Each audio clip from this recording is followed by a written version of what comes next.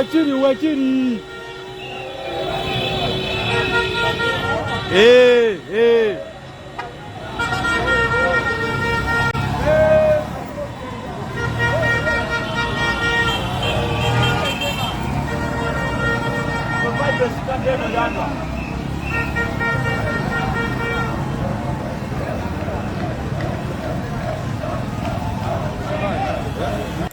Kino kyekiri e Kampala ebintu biralamu bannayuganda basazeewo bannayuganda bagamba kimala tulina okweddiza obuyinza bwaffe twagala buwanguzi bwaffe temugenda tunyumiza kilala kyonna ekibuga Kampala gufumba abaana ba maama kitokota butokosi tuli mu kibuga Kampala ogosimuka gufumba bwogulaba simuka gufumba abaana babanja Uganda mpya abaana bali mu kubanja Uganda mpya abaana bali mu kubanja Uganda mpya bagamba Chimara enough is enough.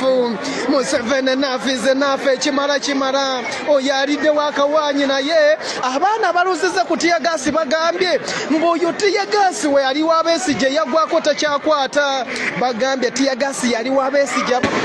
abamulozezaako bagambye takyakwata wulira gwe kitokota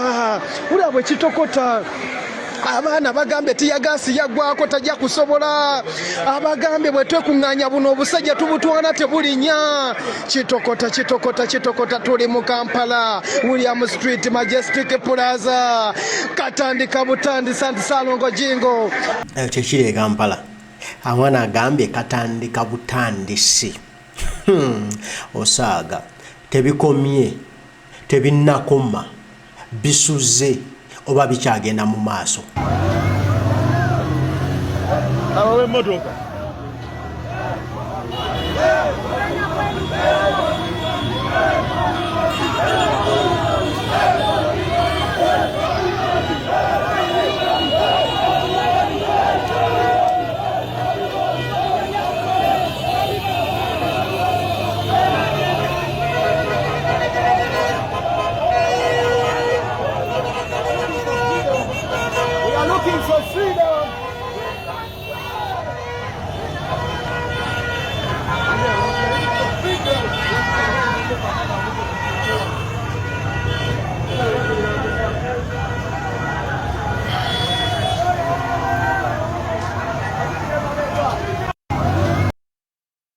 Mwana agambye we are looking for freedom.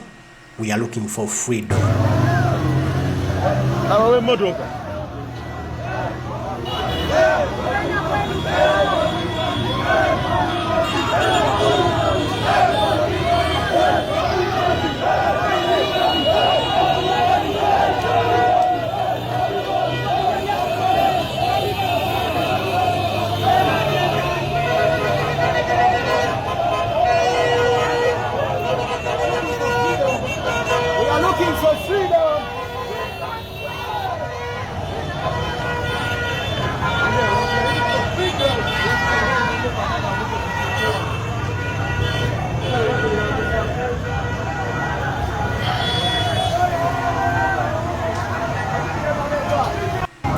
eno yessaawa yennyini ey'okubanja obuwanguzi bwaffe Uganda yonna esituse teri muzannyo tekiri ekasana bannange temwewuunya tekiri ekasana netwatandise kaffe okubiibya kubanga pulezidenti yamaze okuwangula ne Honorable Nsamba ne Flavia Nabakabe naye kyawedde dda bannaye mweyo muli kuki Yesawa. ndowooza otegedde Uganda yonna egamba kimu eno essaawa tulina okujaganya tulina okujaguza tulina okulaga ensi nti nno ffe bawanguzi tewali mulala tulina okubanja obuwanguzi bwaffe teri mulanyiza butubanjiza okujjako ffe tulina okubwebanjiza kati munnayuganda wenna gy'oli kimanye nti eno essaawa sooka olabe bino ggwe eno kyakuttedde omutiribo basaga banange kansuubire nti ebiri kujja mu maaso muli kubibona tiyagasi afuuse tiyagasi amasasi gafuuse masasi naye ng'abantu bakaali balemerere ku street bambi musabire abannayuganda tube n'omutima omugumu tuleke kuva ku street paka nga tufunye obwenkanya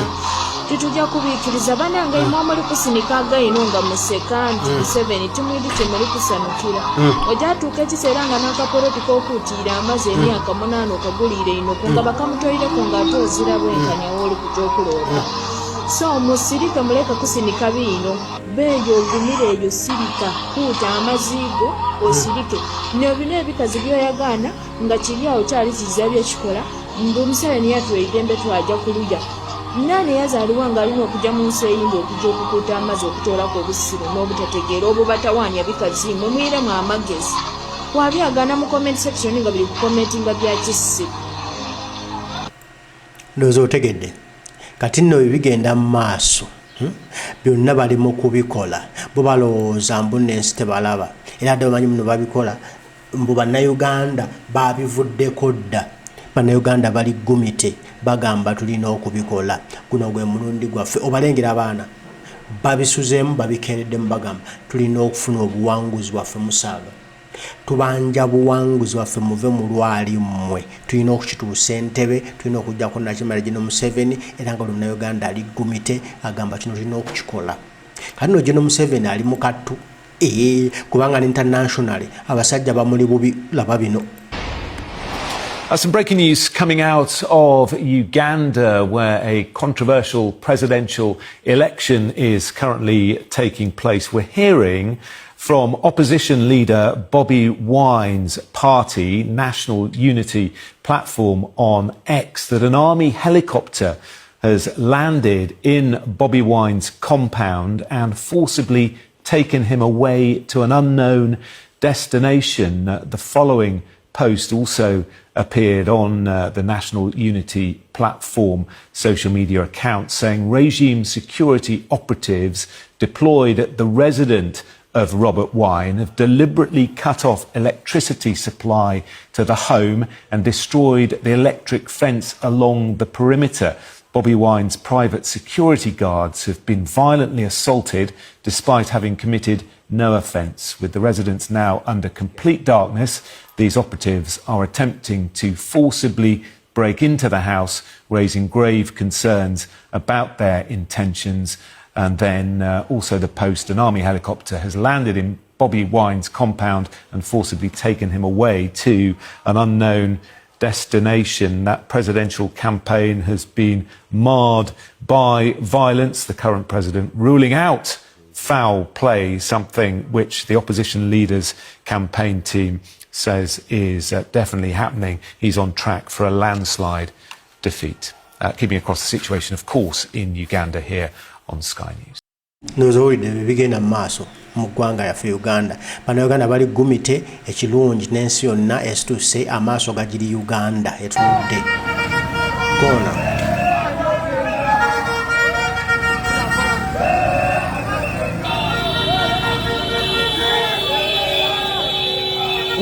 Wakiri.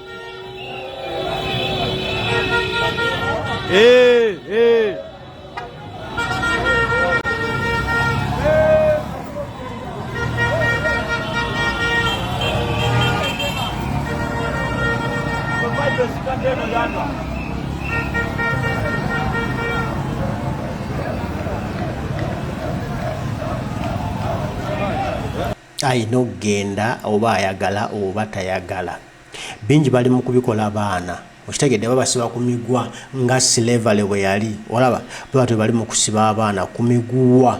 abatalina musanga tanche bakoze batina kye baziza oba babanja obuwanguzi bwabwe babanja eddembe lyabwe babasiba ku migwanga mmale babasiba ku migwanga bisolo ate nga si bisolo. Okitegedde Uganda manya gumite yegenda tutaasa gumite yegenda tutuusa ku buwanguzi tewali kirala. Abaana kalubo bakabye nozola bakoze kati bwebanga tulina zino protective ballots olaba nga babba obalaba engeri badde bakabbamu obalaba engeri badde bakabbamu kati nga bebaka magambo eri beewaana nga bajaguza nnyo buno tuwangudde nnyo Uganda ng'osirika tewali kusirika tewali kutuula tewali kupoyesa tewali kupowa tulina kulemeramu paka nga tufunye obuwanguzi bwaffe ate nga laba gwe batekinyako obutekinzi bateekako obuteesikatiki nga bebakama eri abala notufunyeyo 10 ku 10 notufunyeyo 9 ku 9 notufunyeyo 7 ku 7 naye nga bali mu kutubba bubbi balo zaffe tutegera tuli bafala tuli bazoloboko okitegedde kati yo munnayuganda eno essaawa kano ke kadde kino kyekiseera buno bwe buyinza bwe tulina okukozesa olunaku olwali tutereze eggwanga lyaffe terululala Kyagulanyi Ssentamu n'obubaka bwawadde ku bigenda mu maaso. Bannayuganda bannange nze Kyagulanyi Ssentamu Robert abasinga bwe mmanyi nga Bobi Wine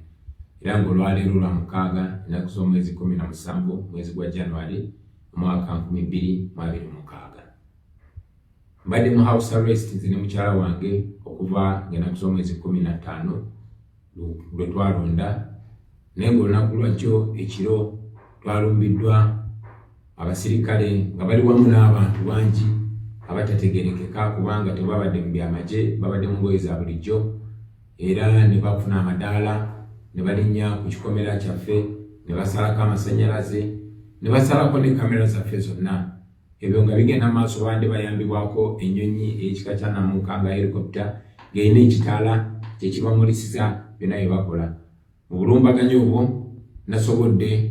okweyisa obukodyo ne neemulula ne ntoloka mu maka gange naye era nga kimanyi tine kati bali mu kunnoonya naye ne bwaba bankutte oba ne bakola kyonna kye baagala njagala okwogera bino ebigambo eri mmwe bannayuganda bannange okusookera ddala tugaana tuwakanya byonna mwami byabakama n'akakiiko ke ak'ebyokulonda bye bali mu kulangirira kubanga bifu biri fake tebirina ngeri gye bikwataganamu na byabaddeemu polling station byalondeddwa tebirina ngeri gye bifaanaganamu na biri ku declaration forms zetwajje mu bitundu ebisinga okwetoloola eggwanga bye basoma bifu tebalina bwe babijja bagezaako okubba akalulu k'abannayuganda oluvannyuma lw'okujjako internet oluvannyuma lw'okukwata ne bawamba ba agenti baffe abasinga obungi n'oluvannyuma lw'okupakira obululu ogezaako okuba naye ne bigaana ne basalawo kati bakyusize ddala results bo basome ebyabwe twagala okubiwakanya n'okubyesambajja era n'okukunga bannayuganda bonna babigaane kubanga si bituufu njagala n'okusitula eddoboozi eri bannamawulire abo abatadde essiira n'ogezaako okubuzaabuza obwongo bwa bannayuganda babateeke erubowa omwami byabakama byali mu kusoma naye nga ensi eri ku muliro okwekalakaasa kujjudde eggwanga lyonna era bannansi bangi bakubiddwa amasasi abapoliisi n'abamagye okugeza ku lunaku lw'okulonda kwennyini ewa Honorable Mwanga Kivumbi abapoliisi bakuba abantu 10 amasasi ne babatta mu nyumba ya Honorable Mwanga Kivumbi emukono basse abantu 4 ebwayise basse abantu 4 emakindye basse abantu 3 tukyalinze okumanya abantu bameka abatuufu abatidde oba abatuusiddwako ebisago ekayunga ne Luweero bino byonna babisirikiridde kubanga internet teriko twagala okunga bannayuganda mwenna okuwakanya n'okusambajja bino byonna byabakama byagamba kubanga si kye mwaloze si ge mazima agavudde gye balondera twagala n'okubasaba okusigala nga mubiwakanya muzimire ku magulu gammwe paka nga bakoze ekituufu tubanja okuzaako internet tubanja okumakinga sure nti DR forms entuufu ne district sheets entuufu zibeere uploaded oba baziteeke ku mutimbagano bannayuganda bonna balabe ekituufu bagoberere akalulu nga bwe katambudde so si bino ebyokubusaabuza tukyali bagumu tubiwakanya era tubanja obuwanguzi bwaffe ku lwa Katonda n'ensi yaffe